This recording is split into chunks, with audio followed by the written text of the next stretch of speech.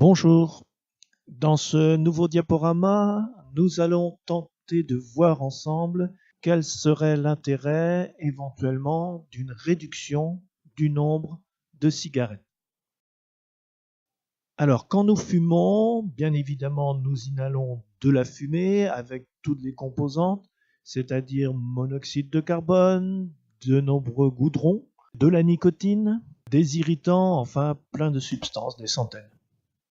Quel est l'intérêt de fumer régulièrement? C'est pour maintenir un taux de nicotine suffisamment élevé. Dès que le taux de nicotine chute, on se retrouve à avoir faim de son tabac, comme nous l'avons déjà vu, et on refume pour maintenir ce seuil de satiété. Une petite parenthèse que je réouvrirai en fin de diaporama. À chaque cigarette, le cerveau reçoit un shoot de nicotine. Je dirais même plus, un bolus de nicotine. Ce bolus-là fait que le cerveau réalise très bien que quand vous prenez une cigarette, ça lui fait plaisir, ça lui fait du bien.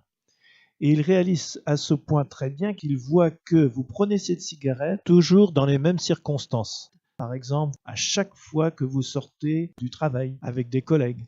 Donc il réalise très bien les conditions dans lesquelles vous prenez cette cigarette.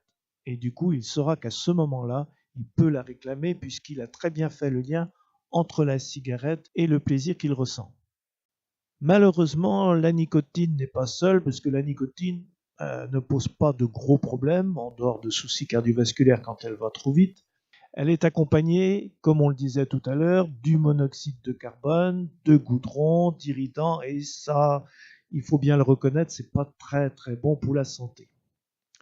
Alors prenons l'exemple de quelqu'un qui fume une quinzaine de cigarettes par jour. Pour ma santé, je vais réduire à 6 cigarettes. Le problème, c'est que quand on réduit son nombre de cigarettes, et ça c'est un peu décevant, c'est qu'en réalité, on inhale plus avec les cigarettes restantes. C'est exactement comme si on saute un repas, on a plus faim au repas qui suit. Et là, c'est pareil, si vous sautez une ou deux cigarettes, la cigarette qui suit, là, vous risquez d'inhaler plus fort. Et du coup, ça maintient votre taux de monoxyde de carbone, de goudron et d'irritant au même niveau. D'ailleurs, le taux de monoxyde de carbone, quand on le mesure chez le tabacologue, dans le cas d'une réduction dans ce contexte-là, reste tout à fait similaire.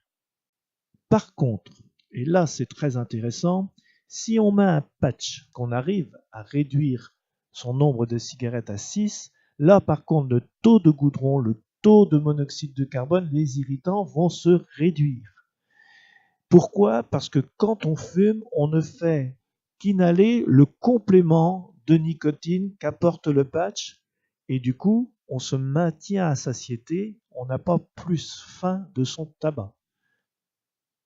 Par contre, là aussi c'est un petit peu décevant, si ce n'est pas une étape vers l'arrêt définitif, le zéro cigarette, si on espère maintenir quelques cigarettes, nous devons reconnaître que pour la santé, le bénéfice est plutôt médiocre.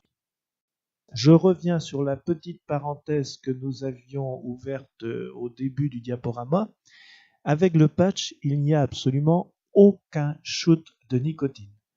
Je crois pouvoir dire que le patch est le seul élément qui transporte de la nicotine, qui diffuse très lentement, en tout cas suffisamment lentement pour que le cerveau ne réalise pas que quand vous mettez un patch, vous prenez de la nicotine parce que cette nicotine va rester en continu.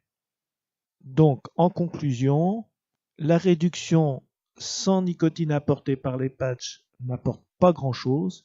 Une réduction ne peut être que transitoire, elle peut être longue, mais transitoire pour le zéro cigarette, sinon le bénéfice pour la santé n'est pas très important. Et il n'y a aucune dépendance au patch de nicotine. Je vous remercie et à bientôt.